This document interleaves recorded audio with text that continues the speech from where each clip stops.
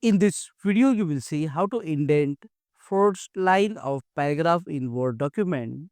To indent the first line, you need to click on the paragraph and then right click on that paragraph. Click on paragraph option. Make sure you have clicked on indent and spacing. Under the indentation, next to the spatial, you will see the option of first line. You can see the preview here down. At present, there is no indent.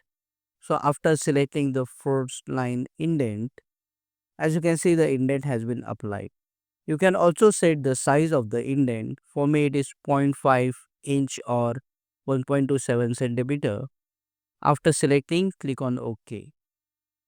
So if you have multiple paragraphs, what you can do is select all the paragraphs using a mouse or a keyboard and then go to paragraph and select the option first line indent and then click on OK to indent first line for all paragraphs in your Word document. Click on that like button, comment below and let me know if this video solved your problem.